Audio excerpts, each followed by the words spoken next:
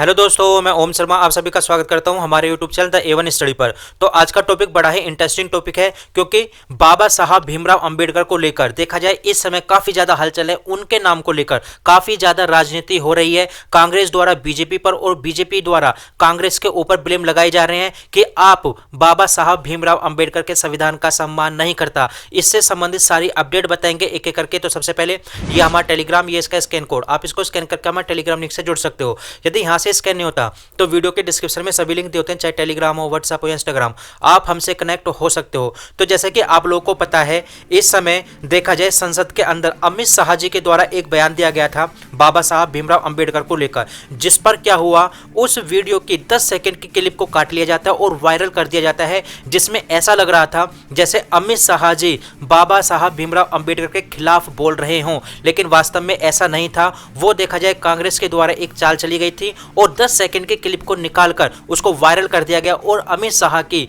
जो पर्सनैलिटी है, जो उनकी छवि है, उनको बिगाड़ने की कोशिश की गई। हालांकि अमित शाह ने भी ये बात बोल दी कि इसके ऊपर जो भी लीगल कार्रवाई होगी की जाएगी, कांग्रेस को ऐसा नहीं करना चाहिए था। अब यदि इतिहास को खंगालने की बात करें तो इतिहास को यदि देखें, आखिर देखा जाए कांग्रेस और बाबा साहब भीमराव अंबेडकर के बीच कैसे रिश्ते थे, तो यहां पर बता देते हैं। कांग्रेस और अंबेडकर के बीच जो पहला टकराव हुआ था वो 1930 में हुआ था, जब गोलमेज सम्मेलन के दौरान ये कार्यवाही चल रही थी। बाबा साहब दलितों के लिए एक अलग निर्वाचन क्षेत्र की मांग कर रहे थे।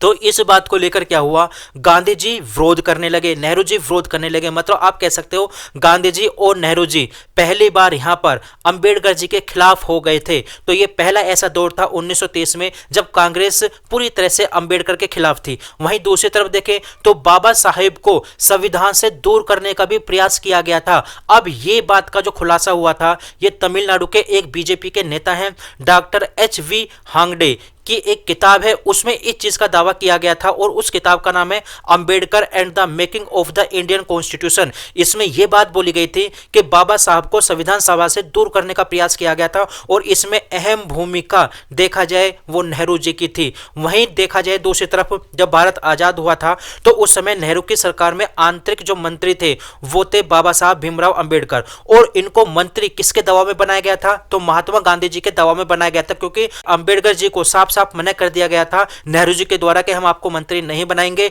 लेकिन गांधी जी के दबाव में आकर उनको मंत्री बनाया गया। हालांकि देखा जाए 1991 में 27 सितंबर को उन्होंने अपने पद से इस्तीफा दे दिया और इस्तीफा देने का जो मुख्य वैचारिक मतभेद कारण था वो था हिंदू कोड बिल। अब ये हिंदू कोड बिल आखिर क्या है और इसका जो समर्थन किया जा रहा था वो बाबा साहब भीमराव अंबेडकर के द्वारा किया जा रहा था, लेकिन नेहरू जी के द्वारा इसका विरोध किया जा रहा था। आखिर इस कोड बिल के अंदर था क्या, इसके अंदर था कि महिलाओं को संपत्ति, विवाह और तलाक का समान अधिकार दिया जाए।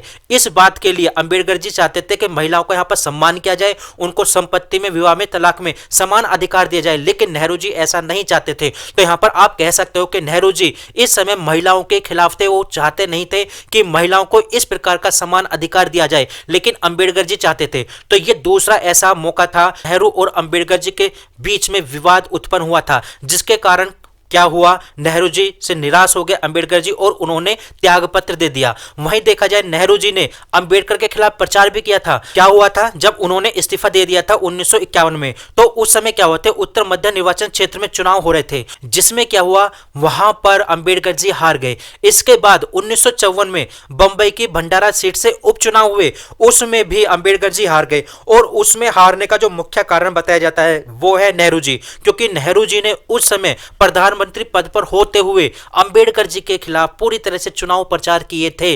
और आपको यह भी जानना चाहिए कि उस समय नेहरू जी की छवि काफी ज्यादा अच्छी बताई जाती थी, क्योंकि वो उस समय प्रधानमंत्री बन चुके थे और प्रधानमंत्री के द्वारा अंबेडकर जी के खिलाफ चुनाव प्रचार करना, तो देखा जाए ये काफी ज्यादा हद तक आप कह सकते हो कि कांग्रेस की आइडियोलॉजी समझ सकते हो कि अंबेडकर जी के खिलाफ क्या थी। वहीं दूसरी तरफ देखें, जहां तक भारत रत्न की बात करें तो भारत रत्न के सवाल पर यदि बात करें तो कांग्रेस के नेताओं ने खुद ही अपने आप को कई बार भारत रत्न दिए। 1955 में देखें तो नेहरू जी ने खुद को भारत रत्न देकर सम्मान दिया, मतलब आप कह सकते हो खुद को ही भारत रत्न दिया। 1971 में इंदिरा गांधी जी ने खुद को भारत रत्न दिया। वहीं 1991 में राजीव गांधी जी को भी भारत रत्न मिला, हालांकि उनको मरणों उपरांत भारत रत्न दिया गया था। और 1990 में बाबा साहब भीमराव अंबेडकर को तब भारत रत्न मिला जब कांग्रेस पार्टी सत्ता में नहीं थी, वहां पर भारतीय जनता पार्टी की समर्थन वाली सरकार थी। आप ये सोच सकते हो यदि इस समय भी कांग्रेस होती तो उनको भारत रत्न प्राप्त नहीं होता। मतलब आप कह सकते हो बाबा साहेब को भारत रत्न से दूर करने की कांग्रेस की बहुत बार कोशिश की गई थी कांग्रेस के द्वारा। यहां तक कि बात करें बाबा साहेब की 100वीं जयंती को मनाने से भी कांग्रेस ने मना कर दिया था। वहीं देखें 2006 में बाबा साहेब के खिलाफ काफी बड़ा षड्यंत्र रचाया गया था। वहां पर आखिर क्या हुआ था, 2006 में जो एनसीईआरटी की बुक होती है उसमें एक फोटो छपा। उस फोटो में क्या था, उस फोटो में यह था बाबा साहेब भीमराव अंबेडकर को नेहरू जी के द्वारा कोड़े मारे जा रहे थे। आप ये फोटो देख सकते हो और ये फोटो 2012 तक पढ़ाई गई। उसके बाद जब ये मीडिया में आई, ये चर्चा में आई, तो इसके ऊपर काफी ज्यादा विवाद मचा कि 2006 से 2012 तक स्टूडेंटों को ये पुस्तक पढ़ाई जा रही है जिसमें अंबेडकर जी का अपमान किया जा रहा है, नेहरू जी के द्वारा कोड़े मारे जा रहे हैं उनके फोटो पर, और सामने पब्लिक देख रही है। आप इस फोटो में साफ साफ देख सकते हो। तो यह भी बहुत बड़ा मुद्दा था जिस समय बाबा साहेब भीमराव अंबेडकर जी का अपमान किया गया था कांग्रेस के द्वारा, और कांग्रेस ने 6 सालों तक इस पर कोई भी कदम नहीं उठाया था। वहीं बात करें धारा 370 की, तो नेहरू जी चाहते थे कि संविधान के अंदर धारा 370 जोड़ी जाए, लेकिन इसको लेकर साफ साफ मना कर दिया गया था बाबा साहेब के द्वारा कि वो इस प्रकार का कॉन्स्टिट्यूशन नहीं बनाएंगे जिसमें धारा 370 जोड़ी जाए। लेकिन नेहरू जी के जिद के कारण क्या हुआ, धारा 370 जोड़ दी गई और जम्मू कश्मीर को भारत का अभिन्न अंग बना दिया गया। तो यहां पर भी देख सकते हो किस प्रकार से बार बार नेहरू जी के द्वारा, कांग्रेस के द्वारा बाबा साहेब का अपमान किया गया था। आप यहां पर देख सकते हो इस आर्टिकल के अंदर कि why did Bhimrao Ambedkar talk about burning the constitution, Bhimrao Ambedkar ऐसा क्यों चाहते थे कि वो कॉन्स्टिट्यूशन को जला दें। ऐसा कॉन्स्टिट्यूशन के अंदर नेहरू जी के जिद के कारण क्या क्या जोड़ दिया गया था जिसको लेकर काफी ज्यादा नाराज हो गए थे बाबा साहेब, और उन्होंने ये बात बोल दी थी कि मैं इस कॉन्स्टिट्यूशन को जला देना चाहता हूं, जिसको लेकर काफी ज्यादा विवाद भी मचा था। वहीं देखे जाए बाबा साहेब के जो विचार थे मुसलमानों के लिए आखिर क्या थे, यदि कांग्रेस के विचार और बाबा साहेब के विचार को देखा जाए पूरी तरह से विपरीत थे, और वो भी मुस्लिमों को लेकर। अब यदि बाबा साहेब के विचारों को देखा जाए तो इनकी एक पुस्तक थी बाबा साहेब की, उसमें उन्होंने साफ साफ लिखा था भारत चाहे तो मुस्लिम शासन के अधीन ना हो, लेकिन भारत के मुसलमान भारत को दार उल हर्ब मानते हैं, ना कि दार उल इस्लाम। आखिर इन दोनों में अंतर क्या है, तो दार उल इस्लाम का मतलब है इस्लाम का घर, वहीं दार उल हर्ब का मतलब है युद्ध का घर। भारत के मुसलमान सिर्फ जिहाद की घोषणा ही नहीं कर सकते, बल्कि उनकी सफलता के लिए विदेशी इस्लामिक ताकतों का भी यूज कर सकते हैं, उनकी भी मदद ले सकते हैं। और अगर विदेशी मुस्लिम ताकतें जिहाद की घोषणा करना चाहती हैं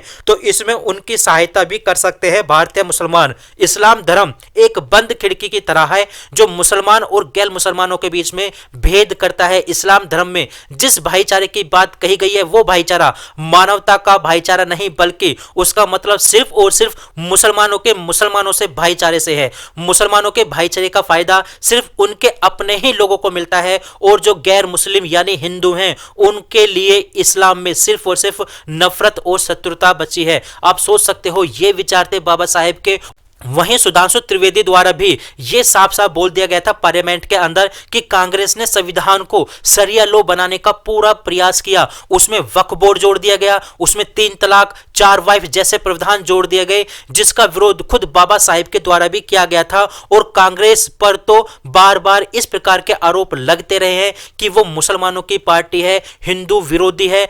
अब आप ये साफ साफ समझ सकते हो कि कांग्रेस की आइडियोलॉजी बिल्कुल बाबा साहेब के विपरीत थी। जबकि आज कांग्रेस को बाबा साहेब बड़े ही प्यारे हो गए, लेकिन बार बार कांग्रेस के द्वारा बाबा साहेब का कितना बड़ा अपमान किया था ये देश कभी भी भूलने वाला नहीं है। तो आप साफ साफ समझ सकते हो कि कांग्रेस पूरी तरह से कितनी विरोधी है बाबा साहेब के। वो कहती है कि कॉन्स्टिट्यूशन हमारा है, कॉन्स्टिट्यूशन बाबा साहेब ने बनाया, हम बाबा साहेब के प्यारे हैं, लेकिन बार बार कांग्रेस के द्वारा ही अपमान किया जाता है उसी कॉन्स्टिट्यूशन का जिसको बनाया गया। आप यहां पर यह भी समझ सकते हो कि कांग्रेस पार्टी कभी भी माफ करने लायक पार्टी नहीं है।